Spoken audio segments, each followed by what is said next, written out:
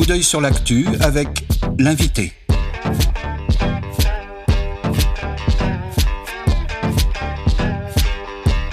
Coup d'œil sur l'actu avec l'invité des regards. Et nous sommes de retour dans Regard sur l'actualité en direct et en public des jardins du CCO La Rayonne à Villeurbanne pour le coup d'œil sur l'actualité de notre invité. Et nous accueillons aujourd'hui Mathieu Brun. Bonjour Mathieu. Bonjour. Vous êtes directeur scientifique de la Fondation Farm, la Fondation pour l'agriculture et la ruralité dans le monde, et vous êtes également chercheur associé à Sciences Po Bordeaux. Vous êtes spécialisé sur l'analyse stratégique de l'agriculture et de l'alimentation et sur la géopolitique des ressources. Et nous allons essayer de décrypter les enjeux de la crise agroalimentaire en lien avec la guerre en Ukraine, mais également de discuter de ce que cette crise dit de nos modes de production et de consommation. Alors Mathieu Brun, pour commencer cet entretien, nous aimerions revenir avec vous sur les origines de la flambée des prix. Est-elle seulement due à la guerre en Ukraine ou est-ce que d'autres mécanismes peuvent expliquer cette augmentation des prix ? Alors effectivement, l'invasion militaire russe d'il y a quelques mois en Ukraine a induit de très nombreuses conséquences assez dévastatrices au niveau mondial sur les marchés agricoles et alimentaires qui ont eu des conséquences en termes d'insécurité alimentaire. Au sein de la Fondation Farm, très tôt, après l'invasion de l'Ukraine par la Russie, on a rappelé que les crises alimentaires n'étaient pas uniquement liées à cette invasion, à ces opérations militaires. En fait, si on regarde les courbes d'évolution des prix des matières premières agricoles, des denrées de base, les organisations des Nations Unies regardent ça mois par mois, semaine par semaine sur des produits de base. On voit que la hausse a commencé déjà l'année dernière. Les hausses qui ont été atteintes à des niveaux extrêmement élevés, vous l'avez rappelé dans le journal, ces dernières semaines sont assez incroyables. C'est du jamais vu par rapport aux précédentes années, aux 15-20 dernières années. Mais la hausse de ces prix a commencé bien avant l'invasion de la Russie, l'invasion de l'Ukraine par la Russie. Et cette hausse des prix alimentaires sur le blé, sur les huiles, sur le tournesol, sur les matières premières, les céréales, les oléagineuses, elle est liée notamment à la hausse des prix du gaz qui était bien antérieure à la crise en Ukraine et en mer Noire qui a commencé déjà l'année dernière, puisqu'on utilise beaucoup d'énergie pour produire des engrais et pour produire de l'agriculture. Si on met aussi à ça, disons, un triple choc qui explique cette hausse des prix et donc cette insécurité alimentaire. On a d'abord un choc de la demande. Depuis ces 10-15 dernières années, on a une croissance démographique qui est très importante. Je prends juste l'exemple de la Chine qui mange de plus en plus parce qu'ils sont de plus en plus nombreux, qu'ils ont parfois de plus en plus de revenus avec des régimes qui sont de plus en plus en évolution. Mais les continents aussi africains, l'Afrique subsaharienne voit une croissance démographique très importante. Donc de plus en plus de gens veulent manger aussi. On a un choc de l'offre avec les conséquences du changement climatique, avec les sécheresses. Vous l'avez dit dans le journal, on n'a jamais produit autant et malgré tout, il y a des crises puisque l'offre n'est pas égale partout. Donc les biens ont besoin de circuler. Et puis un dernier choc qui est celui certainement aussi de la géopolitique avec les conséquences de la guerre en Ukraine, ce qui montre bien, et vous l'avez souligné dans le journal, que derrière cette hausse de l'insécurité alimentaire, il y a du politique, il y a du géopolitique, il y a des rapports de force qui sont extrêmement importants et qui entraînent des paniques très importantes sur les marchés internationaux. On est vraiment face à une multicrise et l'invasion de l'Ukraine par la Russie, la politique de Vladimir Poutine très très offensive, et en fait est aujourd'hui une forme d'accélérateur qui induit bien entendu de profondes transformations, de profondes conséquences sur l'insécurité alimentaire. Je rappellerai juste que la communauté internationale s'était fixée pour horizon 2030 le fait de réduire et d'éliminer la faim. Il nous reste 8 ans et on est avec près de 800 millions à 1 milliard de personnes qui chaque jour n'ont pas accès pour des raisons logistiques, économiques, productives à une quantité suffisante de nourriture. Donc les efforts à fournir vont être extrêmement importants pour espérer atteindre cet objectif à l'horizon 2030. Et justement, comment est-ce qu'on explique ça, hormis la guerre en Ukraine actuellement, le fait que depuis un certain nombre d'années, comme l'explique la FAO, le nombre de personnes qui souffrent de malnutrition et de faim dans le monde augmente, alors que là, même parallèlement, la production agricole, elle aussi augmente. Et donc, c'est ce qu'on disait tout à l'heure, et ce que vous venez de répéter, nous ne sommes pas dans une situation de pénurie à l'échelle mondiale. Non, globalement, si on fait un calcul qui n'a pas beaucoup de sens et qu'on regarde toutes les calories qui sont produites sur la planète, on constate que chacun devrait pouvoir avoir accès à une quantité suffisante de nourriture. Je pense qu'on y reviendra. Certains consomment trop de certains produits. On utilise aussi les productions végétales pour faire autre chose que l'alimentation humaine. On l'a toujours fait au cours de l'histoire, mais là on le fait peut-être un petit peu trop. Mais je voudrais aussi apporter un élément de précision qui me semble important. Au-delà de ces triples chocs, depuis quelques années maintenant, on voit aussi une série d'éléments qui ont augmenté l'insécurité alimentaire et les ONG, notamment Oxfam, le résument autour de 3 C, que sont le Covid, le climat et les conflits. L'insécurité alimentaire aujourd'hui, elle est liée pas uniquement au niveau de production. On l'a dit, ça c'est un fait, tout le monde l'a entendu maintenant. On devrait produire suffisamment de production sur la planète, mais il y a un enjeu de mobilité et d'accès. En fait, aujourd'hui, les gens ont un problème pour accéder à la nourriture, logistiquement, parce qu'il faut parfois faire des kilomètres pour accéder à du riz, du blé, des tomates, etc. Mais il faut aussi en avoir les moyens. Et la pandémie de Covid-19, à travers la planète, a entraîné un ralentissement économique, une limitation des possibilités aussi de pouvoir circuler, de faire circuler la nourriture à l'échelle régionale ou à l'échelle locale. Dans le cas, par exemple, de Madagascar, dans le sud, on en a beaucoup parlé ces derniers temps avec une sécheresse liée aux impacts du changement climatique. Bien, les enfants n'ont pas pu aller à l'école, lieu où ils avaient accès à une nourriture suffisante. Donc, on voit un cercle extrêmement négatif qui a largement pénalisé la sécurité alimentaire, mais derrière un enjeu donc de justice sociale et d'inégalité. Vous ajoutez à ça le climat, on en parlera avec les conséquences des sécheresses, des inondations, les invasions de criquets, etc. Et puis un élément qui est très important, c'est les conflits, la sécurité. Depuis 2015, vous l'avez dit dans votre introduction et au cours du journal, on voit cette courbe qui remonte à la hausse parce qu'aussi on a des conflits internes plus violents, qui durent plus longtemps. Je pense à la Syrie, au Yémen, à l'Irak, aujourd'hui à l'Éthiopie.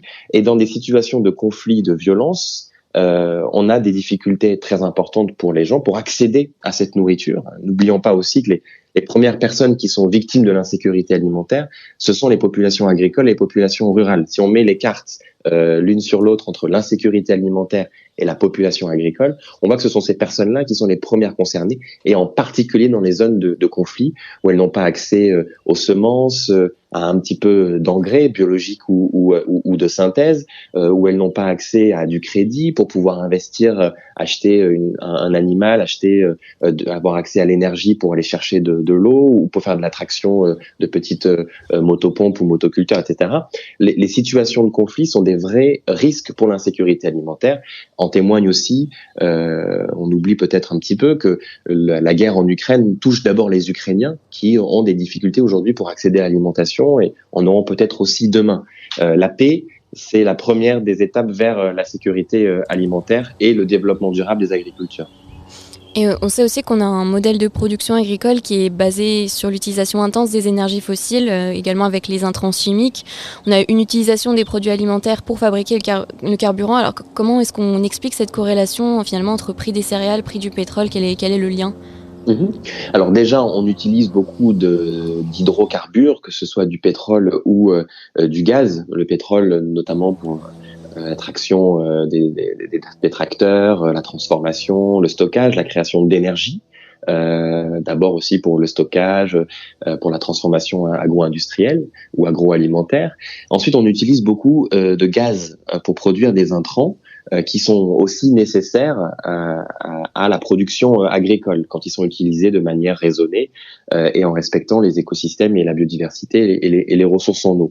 Or, aujourd'hui, si on regarde bien cette géopolitique des intrants, ce sont principalement la Russie et la Biélorussie, qui produisent l'énergie, le gaz, qui est ensuite utilisé pour produire ces intrants qui sont aussi extrêmement coûteux. On regarde les agriculteurs aujourd'hui regardent le cours de ces matières importantes pour la production et savent que leurs charges vont augmenter dans les prochains mois et les prochaines certainement dans la prochaine année. Donc on a là un système qui utilise de manière assez importante, c'est ces énergies. Puis un deuxième élément que je voudrais rappeler aussi, c'est les liens très forts qui existent entre les prix du blé et les prix du maïs. Quand les prix du maïs augmentent ou que les prix du blé augmentent, on peut substituer pour certaines productions, notamment la production animale, on utilise du blé ou du maïs pour les animaux. On utilise aussi du maïs ou du blé pour mettre dans pour utiliser pour les carburants, les fameux agrocarburants. Donc si le prix de l'un monte, on va utiliser l'autre pour produire de l'alimentation animale ou des biocarburants, et ça va avoir aussi des effets sur les cours. Donc les deux sont liés, et c'est bien cette hausse qu'on regarde avec beaucoup d'incertitudes. Il y a une denrée stratégique qui est le riz, qui aujourd'hui est plus ou moins dont l'impact est assez faible. Les cours sont encore assez maîtrisés, ce qui permet d'avoir un petit peu d'optimisme sur la situation alimentaire dans les prochains mois. On reviendra justement sur cette question des agrocarburants avec la politique européenne, mais juste avant, on se posait la question sur les capacités donc de la Russie, donc qui, on l'a vu, est un gros exportateur et de gaz et donc de tous les intrants nécessaires à l'agriculture, mais également un gros exportateur de blé. Quelle est la capacité de la Russie à faire peser, sur la dépendance des autres pays ces exportations du blé? Comment est-ce que la Russie, elle toute seule, peut déstabiliser des marchés? Alors c'est extrêmement complexe comme question. Je vous remercie Florian de me la poser. Mais en fait, on est devant une situation où on a eu depuis ces 20, 30, 40, 50 dernières années des systèmes de spécialisation. On a fait largement confiance au marché et à la libre circulation, à la libre allocation des ressources entre les puissances productrices. L'Union européenne s'est spécialisée sur le blé et a confié la production d'oléagineux et de protéagineux comme le soja aux États-Unis ou au Brésil. Et puis depuis ces 20 dernières années, la Russie est largement remontée dans le champ agricole. C'était un petit producteur, c'était un immense producteur avant la chute du bloc soviétique. Elle a complètement dégringolé dans les classements en termes de production. Mais depuis ces 20 dernières années, Vladimir Poutine a vraiment utilisé l'arme alimentaire, l'arme agricole, pour être présent sur la scène diplomatique. Et on le voit sur certaines productions extrêmement stratégiques. Le blé, par exemple, la Russie et l'Ukraine à elles seules, c'est 30% de l'exportation mondiale de blé. C'est autant sur l'orge qui est utilisée pour l'alimentation animale et humaine. C'est autant pour la graine de tournesol. Et si on regarde certains produits qui sont transformés, comme l'huile de tournesol, l'Ukraine, c'est 50% de l'exportation mondiale. On a vu des affiches dans les supermarchés espagnols, en Tunisie, au Maroc, ailleurs, en disant évitez de trop consommer, d'acheter trop, ne stockez pas trop, parce que sinon on aura des difficultés d'accès. Donc on a une situation où la Russie notamment est parvenue à produire plus que de raison et de pouvoir exporter. Et si on regarde la planète agricole aujourd'hui, c'est 800 millions à 1 milliard de personnes qui dépendent de l'extérieur pour leurs approvisionnements alimentaires, et notamment de la région mer Noire, de l'Union européenne, du Canada, des États-Unis. Il y a finalement assez peu de pays sur la planète qui sont capables de produire un peu plus de blé ou de maïs pour pouvoir ensuite l'exporter. Alors qu'on a des géants, la Chine a besoin d'importer des quantités astronomiques de soja, de blé, de maïs chaque année pour répondre à la demande alimentaire. Donc on est sur une situation où en fait on a peu de gens qui sont en capacité d'offrir. L'Union européenne en fait partie, et où on a des demandeurs qui sont aussi pas très nombreux, mais qui dépendent beaucoup de ces marchés internationaux. Je pense notamment à l'Afrique du Nord et au Moyen-Orient. Vous l'avez rappelé dans le journal. C'est une région qui regarde et qui scrute énormément le prix des matières premières, notamment du blé. Prenons l'Égypte, c'est 1 grain de blé sur 2 qui vient de l'extérieur, entre 12 et 16 millions de tonnes qui chaque année sont importées de l'extérieur. Les villes d'Afrique subsaharienne, aujourd'hui dépendent aussi notamment de la Russie et de l'Ukraine pour leurs approvisionnements en blé. Le blé n'est pas une céréale qui est consommée de manière traditionnelle dans les pays d'Afrique subsaharienne. On a d'autres productions. Mais dans les villes, aujourd'hui, on a du pain, on a des pâtes, parce que ce sont des matières qui sont moins chères, qui sont plus facilement stockables, qui résistent plus aux conditions de stockage notamment.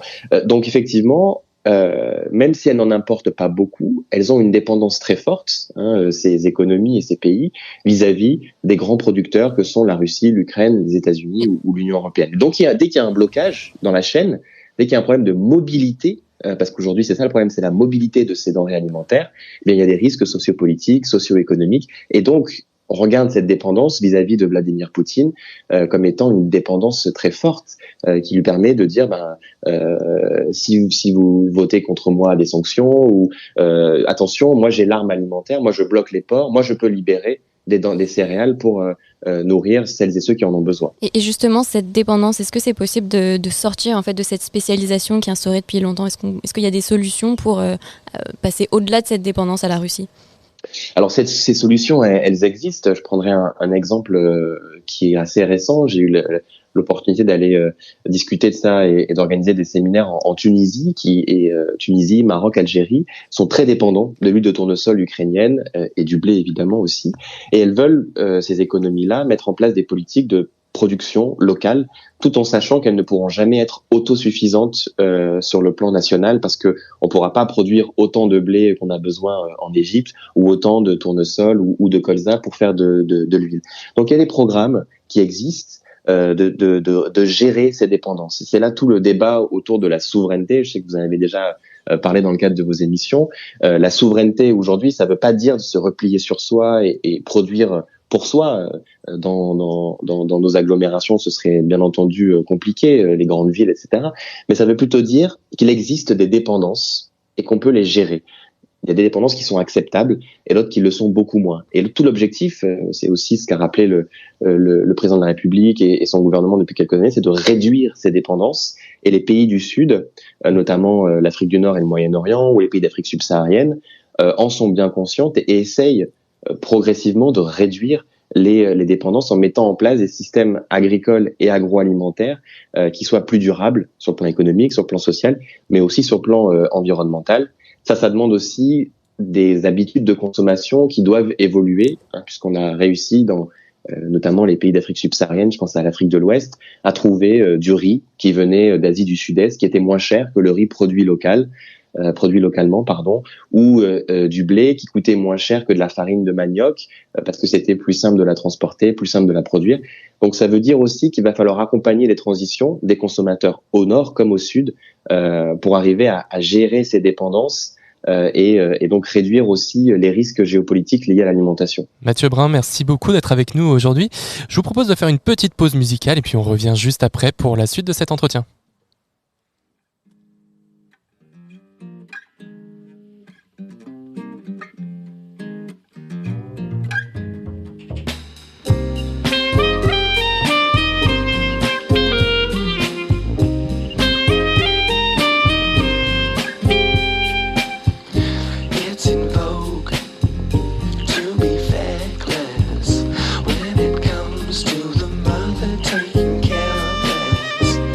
I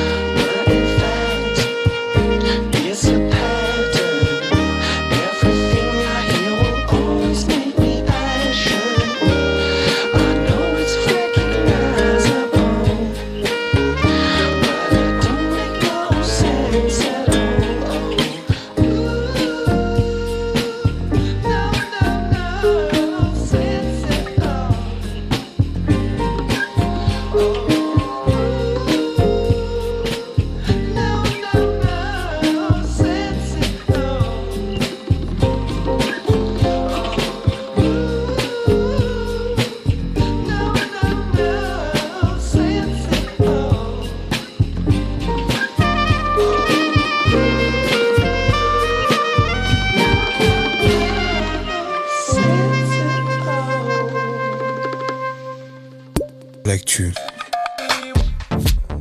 Coup d'œil sur l'actu avec l'invité.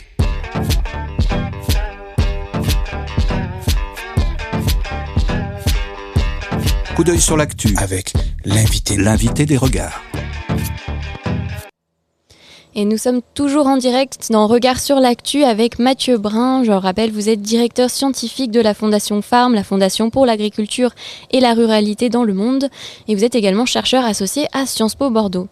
Alors, avant la pause musicale, vous nous parliez du besoin d'évolution des habitudes de consommation, notamment dans les pays du Nord. Et en effet, cette crise appelle peut-être à repenser notre modèle de consommation, souvent décrié comme surabondant. Alors, comment faire cet équilibre entre une évolution des consommations dans les pays occidentaux, mais également en parallèle peut-être une évolution des modes de consommation et des habitudes dans les pays du Sud. Quel est le rôle à jouer de chacun ? Déjà, je pense qu'il faut rappeler que le lien entre amélioration de la sécurité alimentaire et nutritionnelle au niveau mondial et réduction des impacts environnementaux de nos modèles de production sont extrêmement forts. Donc, il faut vraiment avoir les deux en tête. Il y a un deuxième élément que je voudrais rappeler, c'est que nos choix de consommation et de production ont des conséquences sur la santé des écosystèmes, des humains et des animaux. Ça, on est à peu près d'accord sur le constat. Tous les débats autour de l'Anthropocène ont permis aussi d'arriver à ce constat, et donc maintenant il faut pouvoir agir. Donc il existe des leviers importants pour pouvoir aller vers des transitions qui soient satisfaisantes. C'est important de rappeler que pour vivre en bonne santé, il faut pouvoir bien se nourrir, alors qu'aujourd'hui, en termes de situation, on est à une forme de double fardeau. Et le cas de la France est aussi emblématique. On a une hausse de la précarité alimentaire, ça s'est vu notamment chez les étudiants pendant la période de Covid, mais aussi chez les ménages les plus précaires. On a une hausse vraiment importante de cette précarité alimentaire, avec un lien fort avec la justice sociale et les inégalités et la lutte contre les inégalités sociales. Et puis ensuite, ce double fardeau, c'est aussi celui de l'obésité et du surpoids. On a des chiffres qui sont vraiment astronomiques sur l'augmentation du surpoids et de l'obésité, notamment chez les jeunes, avec des conséquences très importantes sur la santé, bien sûr, des individus, mais aussi sur nos modes de production, nos modes alimentaires et nos modes de santé. Le surpoids et l'obésité sont aussi des phénomènes qu'on trouve dans les pays du Sud. Je parlais de l'Irak tout à l'heure, on a du surpoids et de l'insécurité alimentaire. Donc parfois, ce double fardeau s'appuie l'un sur l'autre. Alors, il existe vraiment des leviers sur lesquels on peut agir pour réduire la consommation, pour allouer mieux aussi les productions alimentaires. Il y a 3 axes qui permettraient, je crois, d'atténuer l'impact environnemental de l'agriculture et de l'alimentation sur l'environnement. Et donc, d'abord, c'est réduire les pertes et les gaspillages. N'oublions pas qu'il y a encore un tiers de la production mondiale qui est perdue ou gaspillée à différentes phases du système alimentaire, notamment chez le consommateur. Il faut faire évoluer les pratiques agricoles, ça on pourra peut-être en parler après. Et puis, il faut réfléchir à la modification des régimes et des choix alimentaires. Ça, c'est un élément qui est très important. Je pense notamment à quelque chose qui est beaucoup discuté, c'est sur la place de la viande et des produits carniers dans nos régimes alimentaires. L'enjeu, en particulier pour les pays du Nord, les pays de l'Union européenne, les États-Unis, est d'essayer de réduire cette consommation de produits carnés.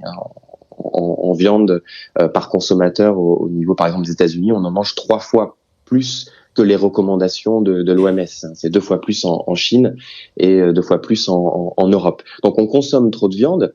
En soi, ce serait pas un problème peut-être pour la santé publique, ça en est un, la santé des individus, mais il faut les nourrir, ces animaux. Et aujourd'hui, c'est en Europe, 70% de la production végétale de la terre est destinée à l'alimentation des animaux. Au niveau mondial, c'est 30%. Ça veut dire qu'on pourrait jouer sur ce levier pour permettre de libérer des surfaces et puis pour aussi atténuer la hausse des émissions de gaz à effet de serre, puisque les animaux, les vaches notamment, ont des émissions de méthane qui sont très importantes. Et justement, en Europe, donc on a vu là, il y a au printemps le plan Farm to Fork qui avait été adopté, qui avait pour ambition en tout cas de renouveler ou de réinventer quelque peu le modèle agricole européen. Et donc déjà, ce modèle-là, il est déjà remis en cause avec la volonté de remettre en culture des terres destinées à la jachère, ce qui donc est un petit peu étonnant parce que ça représente très peu de surface cultivable, si j'ai bien compris. D'autant plus qu'on a vu qu'on était dans une situation de relative abondance. Donc ça, c'est un peu étonnant. Est-ce que c'est pas un coup des lobbies, un nouveau moyen pour les lobbies agroalimentaires de faire tomber les minces barrières de protection de l'environnement? Et en même temps, ça interroge aussi donc sur nos consommations, sur la nourriture carnée et également sur toutes les parcelles agricoles qui sont utilisées pour les agrocarburants. Comment est-ce qu'on réinvente ce modèle agricole européen? Alors effectivement, la Commission européenne a mis en œuvre un nouveau plan stratégique, le Green Deal, qui a une déclinaison sur le plan agricole et alimentaire. Sur le plan agricole, il prévoit d'ici à 2030 une réduction de moitié des recours aux pesticides, une baisse de l'usage d'engrais chimiques, augmenter les surfaces agricoles en produits en agriculture biologique, réduire aussi la vente et la production d'antibiotiques pour les animaux d'élevage. Effectivement, au moment de la crise en Ukraine, on a vu certains se dire il faut libérer le potentiel de production agricole en Europe. Si à court terme, cette idée-là pourrait avoir du sens, parce que certains pays auront besoin de compenser les baisses de production de la mer Noire, sur le long terme, il ne s'agit pas de reprendre les vieilles anciennes qui disent la France doit nourrir le monde ou l'Europe doit nourrir le monde. Il faut développer les capacités, notamment des pays d'Afrique subsaharienne ou ailleurs sur la planète, à produire leur propre nourriture, tout en restant dans un cadre d'échange et de mondialisation qui permettent à chacun d'atteindre les objectifs de paix et de prospérité. Donc effectivement, on a vu ces atteintes-là. Mais il faut raison garder parce que en fait, les surfaces qui sont disponibles en jachère aujourd'hui sont assez peu facilement transformables en production agricole à court terme pour faire du blé ou du maïs. Hein. Ça prend du temps, il faut des semences, il faut les planter, il faut s'en occuper pendant une campagne, etc. Donc c'est pas du jour au lendemain qu'on peut faire ce genre de choses. Et surtout, je crois qu'il faut vraiment garder en tête l'objectif d'augmenter la production là où on a besoin d'augmenter cette production, notamment dans les pays d'Afrique subsaharienne, hein, où on doit augmenter la hausse de la productivité agricole. On est encore sur des niveaux qui sont trop faibles et donc des dépendances à l'extérieur qui sont extrêmement importants. Ce que raconte Farm to Fork, je crois que c'est là aussi où il y a des incompréhensions. Cette stratégie au niveau européen qui a été largement critiquée parce qu'elle prévoyait une baisse de la production européenne. En fait, j'aime bien la présenter comme une vision stratégique. On se projette à 2030 en disant voilà l'objectif qu'on voudrait atteindre. Mais pour y parvenir, il faut se donner les moyens. Il faut donner les moyens aux producteurs déjà, mais surtout il faut accompagner les transitions alimentaires. C'est-à-dire que ça ne pourra pas se faire ce scénario-là sans un vrai travail sur le consommateur, sur la réduction de ces gaspillages ou des pertes aux champs et ailleurs, sans un travail important sur notre alimentation, respecter la saisonnalité des productions végétales, avoir une meilleure consommation de viande produite localement qui mettent en valeur le pâture, les pâturages et qui utilisent moins notamment de soja brésilien, etc. Sur la question des agrocarburants, ça a été un élément extrêmement fort dans la dernière grosse crise alimentaire de 2008. On avait vu des émeutes de la faim parce que les États-Unis avaient par exemple augmenté la production de maïs pour la production de bioéthanol ou d'agrocarburants. L'enjeu, il est là, il est aujourd'hui à bien veiller à ce que la production agricole, elle aille d'abord à l'alimentation humaine, en ayant, si possible, des dispositifs qui permettent une économie circulaire, qu'on utilise les coproduits. On ne parle plus de déchets aujourd'hui, on parle de coproduits. Et derrière une plante, vous avez bien sûr la graine, vous avez la paille, vous avez le tourteau, vous avez l'huile, vous avez beaucoup de choses. On peut faire plein de choses avec une plante. On peut faire des usages extrêmement différents, jusqu'à la chimie, du végétal, pourquoi pas. Donc l'idée est plutôt de bien s'assurer que on réserve la production primaire à l'alimentation humaine et qu'on utilise éventuellement des coproduits pour produire des agrocarburants, mais que les surfaces aujourd'hui ne soient pas utilisées pour produire de l'énergie, parce que ça irait à l'encontre justement de la production et de la sécurité alimentaire, notamment dans les pays qui sont le plus exposés. Et c'est le cas aujourd'hui en Europe ? Alors en Europe aujourd'hui, on a par exemple le colza qui, si on prend le cas français, qui permet de faire ça. On produit du colza, on utilise ou du tournesol, on utilise l'huile pour l'alimentation humaine, on utilise le tourteau pour l'alimentation animale, et puis parfois on peut utiliser aussi une partie pour produire des agrocarburants. Il y a de la recherche qui est faite pour essayer de trouver de nouvelles solutions. Mais il faut bien essayer de conserver cet objectif qui est d'abord de nourrir les hommes et les femmes qui en ont le plus besoin. Mais justement, est-ce qu'il y a suffisamment de contrôle? Est-ce qu'on s'assure en Europe que ce ne soit que les sous-produits ou les coproduits qui ne soient pas utilisables en alimentation qui sont utilisés pour créer ces agrocarburants? À ce jour, il n'existe pas de législation, il existe une législation sur le taux d'incorporation, notamment dans des biocarburants.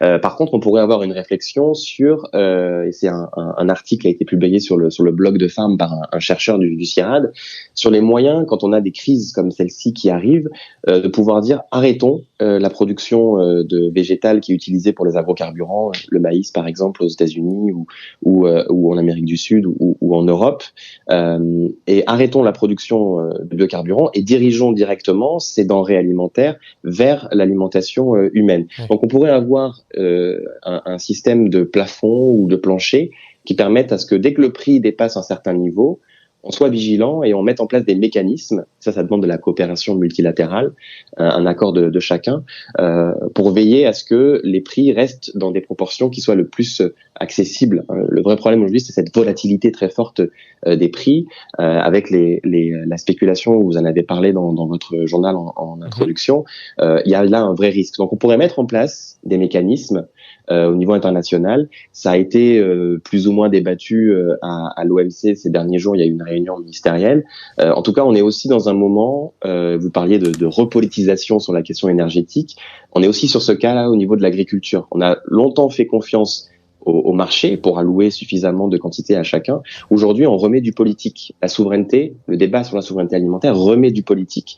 Et il faut que les instances comme l'OMC, comme les autres organisations multilatérales, puissent refaire une place à la régulation, à la planification et à la coopération. Ce qui manque aujourd'hui le plus, je pense que c'est vraiment d'une coopération parce que l'alimentation, c'est stratégique. Et justement, pour rester un petit peu sur le cadre de l'Europe, cette politique Farm to Fork, est-ce qu'à votre avis, elle est suffisamment ambitieuse relativement ou comparée à tous les enjeux que nous pose actuellement l'Anthropocène?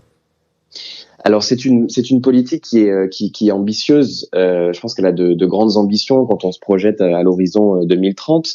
De toute façon, les solutions qu'on avait auparavant utilisées ne marchent plus et conduisent justement à la dégradation des écosystèmes. Donc il faut aller et les agriculteurs français, la plupart s'engagent dans des méthodes de production qui utilisent moins d'intrants. L'agriculture biologique, elle est aussi en hausse, même si elle a connu des difficultés ces derniers temps. Donc il faut que ensuite on mette en place des mesures pour accompagner les transitions. J'aime bien prendre cette image qui me semble assez révélatrice. Quand on a une usine de fabrication de bouteilles ou de bouchons, il suffit de changer un paramètre pour que le bouchon devienne bleu ou qu'il devienne vert. Quand on est en agriculture, on fait 40 campagnes dans sa vie, en céréales par exemple. Donc ça veut dire que pour changer, il faut du temps, il faut de l'accompagnement et il faut pouvoir être suffisamment accompagné vraiment pour le faire. Et ça demande aussi à ce que le consommateur change aussi ses pratiques alimentaires et ait conscience des transitions qui sont faites et peut-être aussi soit prêt à payer un peu plus cher sa nourriture pour réduire ses dépendances et surtout pour augmenter la résilience de l'agriculture face au changement climatique, face à la perte de biodiversité ou à l'érosion des ressources naturelles. Donc ce plan Farm to Fork, il est pour moi ambitieux, il se fixe un objectif qui doit être atteint pour respecter les engagements notamment de l'Union européenne en matière de climat et de neutralité carbone. Mais ces objectifs-là, ils doivent être soutenus, accompagnés de mesures qui permettent l'adaptation des agriculteurs et des agricultrices. Et en plus de cela, il doit se faire dans un cadre géopolitique. C'est-à-dire que si l'Union européenne s'engage sur cette transition, qui est juste, légitime et qui doit nous permettre d'atteindre nos objectifs, de l'autre côté, il ne faut pas que les États-Unis, que l'Amérique du Sud, les grands pays producteurs, eux, en profitent pour produire plus. Parce que du coup, ça aura des conséquences sur les marchés. Si en France, on veut acheter des produits moins chers, on va les acheter qui viennent d'Europe de l'Est, des pays hors de l'Union européenne ou des États-Unis. Donc, il y a aussi une cohérence géopolitique. C'est-à-dire que l'Union européenne, je crois qu'elle doit être en capacité non pas d'imposer parce que c'est pas possible, mais en tout cas de peser de son poids au niveau international pour que tous s'engagent dans ces transitions-là. On n'a pas le choix, c'est évident. Les conséquences du changement climatique et l'empreinte carbone de nos modes alimentaires et agricoles sont bien là. Mais il faut que l'Europe puisse vraiment être sur des pieds à la fois politiques et géopolitiques autant qu'agronomiques. Et dans le même temps, on l'a vu, notamment en France, ces derniers mois, on a subi des gelées tardives, une sécheresse précoce, une canicule et ensuite des épisodes de grêle. Comment est-ce que notre système agricole et alimentaire peut encore s'adapter ? Est-ce qu'il peut encore s'adapter ? Et quel est l'avenir en fait de cette adaptation, voire même d'une bifurcation de l'agroécologie ? Alors, vous avez raison. Depuis ces quelques dernières années, on voit une recrudescence importante des chocs, des accidents météorologiques, les grêles très importantes qui sont tombées dans le sud-ouest la semaine dernière, les gelées qui arrivent à un moment. Il y a toujours eu des gelées, il y a toujours eu du gel. Moi, je suis fils d'agriculteur, j'ai toujours entendu parler mes parents de problèmes de gel. Par contre, maintenant, elles se décalent dans le temps. Elles arrivent à un moment plus tardif ou plus précoce qui a des conséquences sur la maturité des plantes ou des arbres fruitiers. Donc, en fait, il va falloir s'adapter. La recherche va y contribuer, le progrès, l'innovation pour essayer d'adapter les semences, les variétés, l'utilisation de l'eau aussi. Et puis, je voudrais faire un parallèle avec ce qu'on a dit un peu plus tôt, c'est sur les enjeux de végétalisation de notre alimentation. Si on veut consommer plus de produits végétaux, notamment de protéines végétales, de pois chiches, de lentilles, de pois de toutes sortes, etc., de tofu, de soja, puisqu'on en produit en France de très bonne qualité, eh bien ça a aussi un avantage sur le plan agronomique. La rotation des cultures permet une meilleure résilience sur le plan environnemental. Donc l'agriculture demain va être beaucoup plus complexe. Elle va peut-être faire un peu plus mal à la tête que ce qu'elle faisait mal au dos par le passé, parce qu'il va falloir trouver des solutions à chaque échelle géographique, à chaque niveau territorial. Mais je voudrais rappeler pour les auditeurs et les auditrices que il faut aussi des chaînes alimentaires, il faut aussi une industrie agroalimentaire, il faut des circuits de transformation, des circuits de distribution. Moi, j'habite dans une grande agglomération parisienne, je ne peux pas trouver de tout à une distance trop réduite. Donc, il faut pouvoir imaginer des solutions qui combinent énormément de systèmes sans s'enfermer dans des seules pratiques. Je crois que c'est vraiment là la clé de la réussite sur le plan agroécologique, c'est de remettre de la complexité, quitte à mettre, pourquoi pas, de l'agriculture dans les villes, etc., remettre de la complexité dans les systèmes agricoles pour mieux utiliser les ressources. Mais ça doit se faire aussi avec du politique, avec de l'accompagnement et puis avec la participation des consommateurs à ce grand effort. Eh bien, merci beaucoup Mathieu Brun. Malheureusement, nous allons devoir conclure cet entretien. En tout cas, j'espère qu'il aura permis de comprendre que penser l'agriculture et l'alimentation à l'échelle mondiale, ça permet aussi de comprendre la complexité et l'imbrication des enjeux et des défis que nous impose l'Anthropocène et qu'il n'y aura pas de réponse simple à tout cela. Merci beaucoup d'avoir été avec nous. Merci à vous. Je rappelle que vous êtes directeur scientifique de la Fondation Farm, Fondation pour l'agriculture et la ruralité dans le monde, et que vous êtes également chercheur associé à Sciences Po. Merci et à bientôt sur Radio Anthropocène. Regard sur l'actu. Regard sur l'actualité à l'aune de l'Anthropocène. Regard sur l'actu.